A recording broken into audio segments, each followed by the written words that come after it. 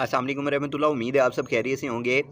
नाकामी यतीम होती है और कामयाबी के हज़ारों दावेदार पैदा हो जाते हैं, जिसकी ज़िंदा मिसाल अरशद नदीम की शक्ल में हमारे सामने मौजूद है, जिसने पूरी पाकिस्तानी कौम का जो सर है वो फ़ख्र से बुलंद कर दिया है और पाकिस्तान को 32 साल बाद ओलंपिक्स के अंदर जीवलेंथ थ्रो में 92.97 मीटर के रिकॉर्ड के साथ पाकिस्तान को गोल्ड मेडल जितवाया है। और इसकी जो कामयाबी का जो सेहरा है वो सिर्फ़ और सिर्फ अरशद नदीम की हिम्मत को जाता है, उसकी मेहनत को जाता है, उसके वालिदैन की दुआओं को जाता है। और इस वक्त इसके अलावा कोई ऐसा जो है वो प्लेटफॉर्म नहीं है जो उसकी कामयाबी अपने सर ले सके। ये जो फार्म 47 वाली हुकूमत है, ये भरपूर कोशिश कर रही है कि उसकी कामयाबी से जो इनके चेहरे पर जो कालक लगी हुई है उसको साफ़ करने की ये कोशिश कर रहे हैं। और कभी उसके हाथ में पर्ची पकड़ाई गई थी कि आपने ये बोलना है, तो क्या ये अवाम पागल है? ये जो पूरी कौम देख रही है, इनका दिमाग काम नहीं करता कि ये जो पर्चियों वाला सिस्टम था ये कहाँ से शुरू किया गया और कहाँ तक पहुंचा।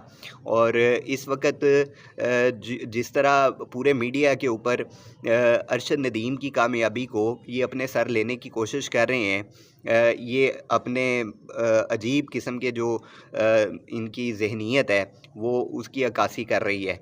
तो ये कामयाबी सिर्फ़ और सिर्फ अरशद नदीम की है। जब वो यहाँ से रवाना हुआ तो वो अकेला रवाना हुआ था, लेकिन जब वो वापस आया तो पूरा समंदर उसको वेलकम करने के लिए मौजूद था।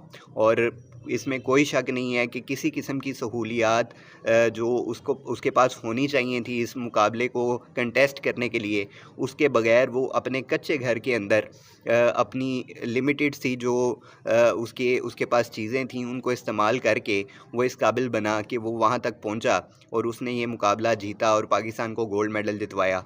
और ये सिर्फ़ और सिर्फ जो कामयाबी है ये अरशद नदीम के सर जाती है और उसके वालिदैन को जाती है।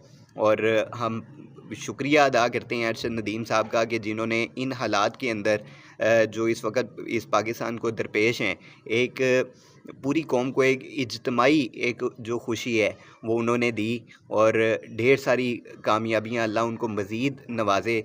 और ऐसे जितने भी लोग थे जिन्होंने पाकिस्तान का नाम पूरी दुनिया में रोशन किया, कई ऐसे चेहरे हैं जो अब इस दुनिया से पर्दा कर गए हैं, लेकिन जो उनका आखिरी वक्त था वो इस रियासत की वजह से बड़ा मुश्किल गुज़रा।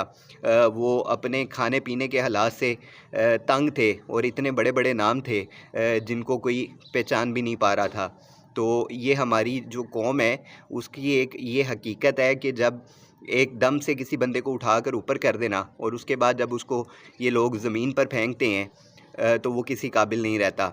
बहरहाल अरशद नदीम की कामयाबी इस पूरी पाकिस्तानी कौम के लिए इस जश्न आज़ादी का 14 अगस्त का एक तोहफ़ा है और ये बड़ी अहम तरीन कामयाबी है जो उसने समेटी है। अल्लाह करीम उसको मज़ीद कामयाबियों से नवाजे और ऐसे जितने भी चेहरे हैं जो पाकिस्तान का नाम रोशन कर रहे हैं, अल्लाह उनके लिए खैर व बरकत और आफ़ियत वाला मामला फ़रमाए। जज़ाकल्लाह।